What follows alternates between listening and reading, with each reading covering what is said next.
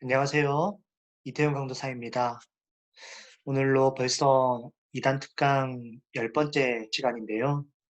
오늘은 마지막 시간으로 여호와의 증인에 관해서 함께 살펴보도록 하겠습니다. 여호와의 증인은 정통 기독교가 믿고 있는 중요 교리들을 대부분 왜곡하고 부정하고 있습니다. 이 단체는 수혈 거부, 또 병력 거부, 심지어 국가 체제를 사탄으로 규정하는 등 사회 윤리적인 문제를 일으키고 있습니다. 2010년 10월에도 이 여호와의 증인 신도가 이 교리상의 이유로 자신의 자녀의 수혈을 거부하자 재판부는 종교적 신념에 따른 친권 행사가 자녀의 생명권을 침해할 경우 친권의 효력을 인정할 수 없다라고 판결했습니다. 이처럼 여호와의 증인은 종교 교리로 생명권을 위협하고 영역을 거부함으로 청년 전과자를 양산하는 등 폐해를 낳고 있습니다. 그렇다면 이 여호와의 증인 과연 어떤 단체일까요? 먼저 창시자에 관하여서 살펴보겠습니다. 여호와의 증인 창시자는 찰스 테즈 러셀이라는 사람입니다. 러셀은 1852년 2월 16일 미국 펜실베니아주 알레거니 지방에서 태어났습니다. 그는 10세 때 당시 안식교 지도자의 저서를 탐독하다 예수님의 재림 시기에 관심을 갖게 되었습니다. 이후에 자신과 동일한 생각과 신앙을 가진 사람들을 모아서 성경 연구 모임을 갖기 시작했고요. 1879년 아침의 여명이란 잡지를 내었습니다. 이 잡지의 이름은 이후에 파수대란 이름으로 우리에게 익숙한 이름으로 변경되었습니다. 이후 점점 추종자들이 늘어나자 이 러셀은 자신의 추종자들에게 가르친 내용을 7권의 한 질의 책으로 엮어내며 이러한 러셀의 가르침은 여호와의 증인의 신학적 기초를 이루게 되었습니다. 그럼 이 여호와의 증인이 주장하는 것은 무엇일까요? 먼저 중요한 것은 이 삼위일체를 부정한다는 점입니다. 이들은 삼위일체란 용어가 이 성경에 없으므로 비성서적이라고 주장을 하는데요. 따라서 삼위일체를 부정하는 여호와의 증인의 예수님과 성령님은 하나님이 될 수 없습니다. 이들은 예수님을 하나님으로부터 창조된 피조물로 간주하며 예수님의 신성을 부인하고 심지어 예수님을 미가엘 천사장이다라고 주장하기도 합니다. 하지만 우리 정통교회에서는 믿음으로 고백하는 이 삼위일체는 하나님께서 하나의 본질의 세 가지 위격으로 계신다는 것입니다. 정통교회는 한 분이신 하나님의 속성 안에 세 명의 신격이 있다라고 믿으며 세 신을 믿는 것이 아닌 세 신격으로 존재하시는 한 분 되신 하나님을 믿습니다. 그렇기에 이들의 주장과 우리 정통교회의 주장은 이 삼위일체에서 갈린다는 점을 우리는 먼저 알 수 있습니다. 두 번째로 1914년 영으로 재림한 예수를 주장합니다. 여호와의 증인은 요한계시록 12장 말씀을 인용하여 예수님이 1914년 하나님의 하늘 정부의 왕으로서 통치를 시작했다라고 주장합니다. 1914년이란 이 결과는 어떻게 과연 도출된 것일까요? 그들의 저서 중에 하나인 우리는 지상 낙원에서 영원히 살 수 있다라는 책에서 발췌한 내용입니다. 다니엘서 4장의 성서 기록에 의하면 하늘에 닿는 나무는 잘리어졌다. 그러나 그루터기는 남겨두고 그것과 그것의 철과 놋줄을 동였다. 이렇게 해서 하나님께서 이 줄을 제거해 다시 그루터기가 자랄 수 있게 하실 때까지 그 그루터기가 자라지 못하게 했다. 여호와께서 세우신 유다 왕국은 매우 부패해 여호와께서는 느부갓네살 왕이 그 나라를 멸망시키게, 즉 나라를 자르게 허락하셨다. 이 일이 기원전 607년에 일어났다. 나무로 상징된 하나님의 통치권은 기원전 607년에 잘리었다. 더는 지상에 하나님의 통치권을 대표하는 정부가 존재하지 않았다. 그리하여 기원전 607년에 예수 그리스도께서 후에 열국에 지정된 때 혹은 이방인의 때라고 말씀하신 기간이 시작됐다. 다니엘 4장에 의하면 이 지정된 때는 7대일 것이다. 다니엘은 그 7대 동안 나무로 상징된 하나님의 통치권이 지상에서 존재하지 않을 것임을 알려주고 있다. 계시록 12장 6절과 14절을 보면 우리는 1260일이 한때와 두때와 반때와 같은 기간임을 알게 된다. 따라서 7배는 360의 7배, 곧 2520일이 된다. 이제 우리가 성서 법칙에 따라 하루를 1년으로 계산하면 7대는 2520년이 된다. 열국에 지정된 때는 기원전 607년에 시작됐다. 그러므로 그때부터 2050년을 계산하면 기원 1914년에 도달하게 된다. 그 해가 바로 이 지정된 때가 끝난 해이다. 이것은 예수 그리스도께서 1914년에 하나님의 하늘 정부의 왕으로서 통치를 시작했음을 의미하는 것이다. 요약하면 1914년 예수님이 왕국 권능을 가지고 보이지 않는 모습, 즉 영으로 재림했으며 하늘 왕국은 하늘에서 시작되었다라는 것입니다. 뿐만 아니라 이 세대가 지나가기 전에 이 일이 다 이루리라는 성경 말씀을 인용하여서 1914년에 살아있던 소수의 사람들이 살아서 악한 제도의 종말을 목격할 것이라고 주장하면서 임박한 이 종말 사상을 이 여호와의 증인들은 주장하고 있습니다. 세 번째로 부활 14만 4천을 주장합니다. 여호와의 증인에게 이 구원은 어떻게 이루어지는 것일까요? 이들은 믿는 자들뿐만 아니라 여호와를 알지 못하는 자들도 부활될 것이며 1000년 동안 여호와를 섬길 기회를 얻는다라고 주장합니다. 또한 예수 이전 시대의 사람들은 지상 백성의 일부로 부활하며 예수 이후 극소수의 거듭난 사람들만 하늘에서 살도록 부활되어 지상 낙원을 통치한다라고 주장합니다. 여기서 이 14만 4천 명은 여호와의 증인 신도들을 가리키고 있습니다. 이들은 예수님과 함께 하늘에서 지상 천국을 다스린다고 믿고 있으나 성경에서 말하는 14만 4천은 모든 성도, 구속받는 하나님의 교회 전체를 가리키는 것으로 실수를 의미하지 않습니다. 많은 이단 사이비 종파들은 이 14만 4천을 실수로 보며 자신들 단체에 소속된 사람들만 구원을 얻는다라고 주장합니다.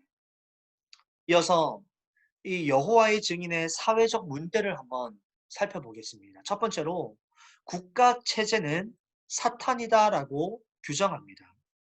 여호와의 증인 신도들은 국기에 대한 경매 및 애국가 봉창은 우상이므로 하면은 안 된다라고 주장합니다. 나아가 의무 교육도 포기하며 국가 공무원이 되는 일은 단호하게 거부합니다. 국토 방위를 위한 병역 의무를 기피하고 공공선거 등 정치 활동에도 전혀 참여를 하지 않습니다. 여호와의 증인 신도들이 이러한 반국가적인 행위를 하는 이유는 세상 정부를 사탄 체제로 보기 때문입니다.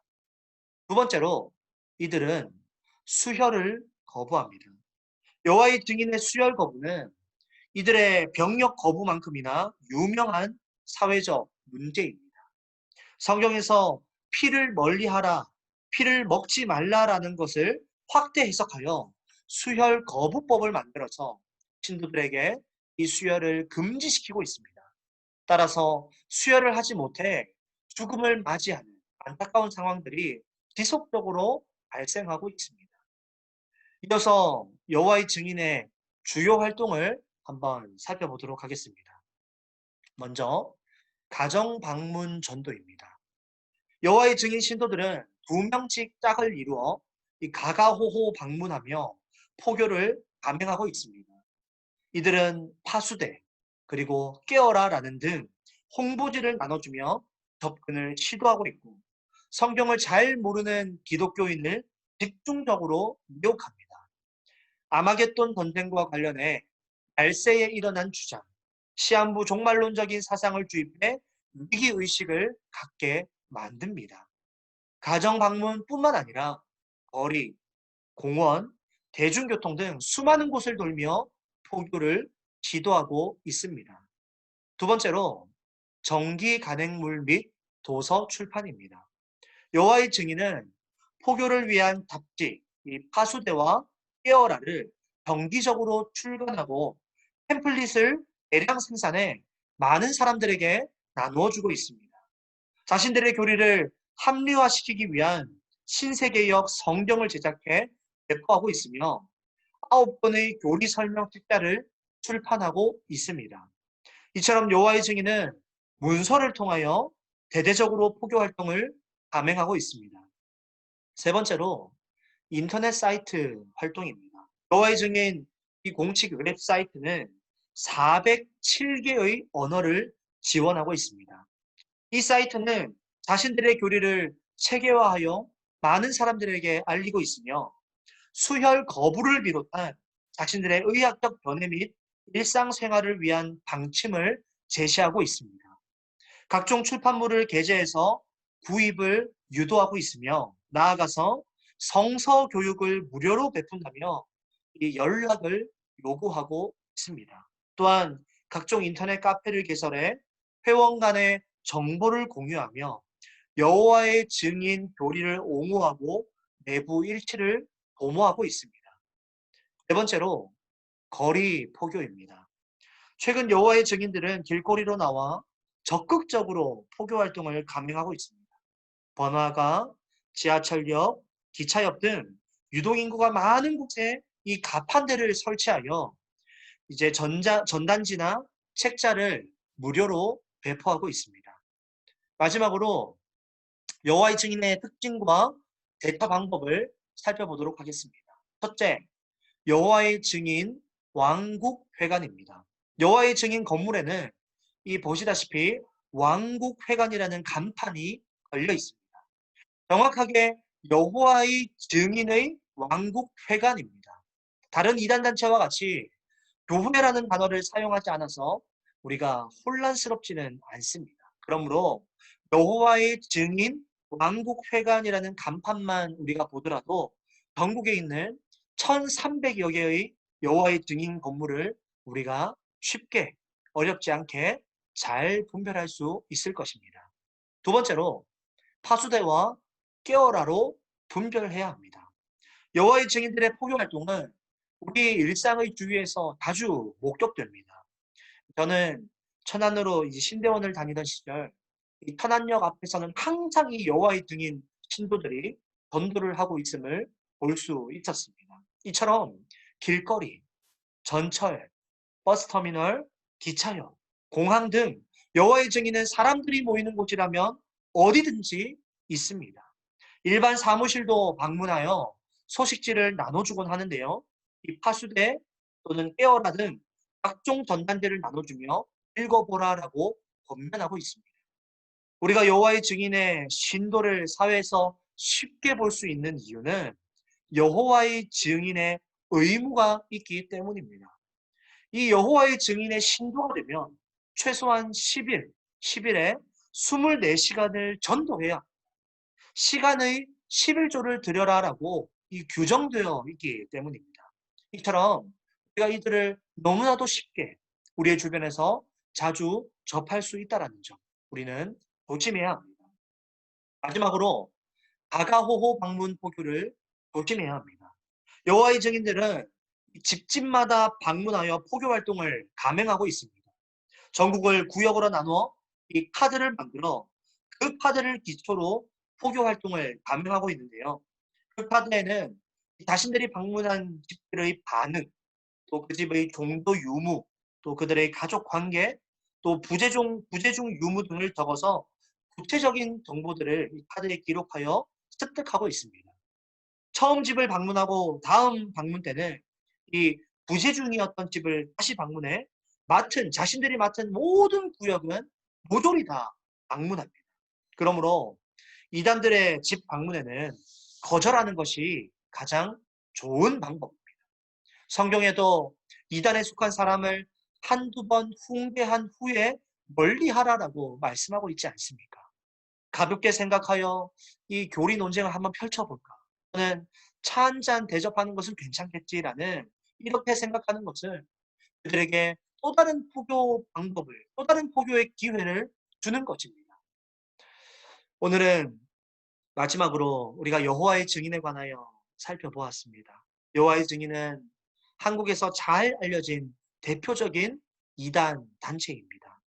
소극적으로 포기하는 것처럼 이들이 보여서 우리가 참 안심할 수도 있지만 어떤 단체보다도 많은 시간을 투자하고 있고 조직적이고 체계적인 교육 아래서 포교하고 있으니 우리가 이 여호와의 증인 조심해야 합니다. 많이 부족한 10주간의 강의였지만 이렇게 지난 10주간 이단 옆차기를 시청해 주셔서 참 감사합니다.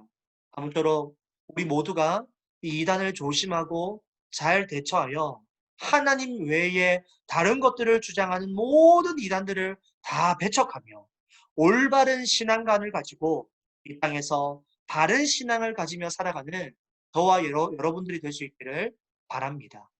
감사합니다.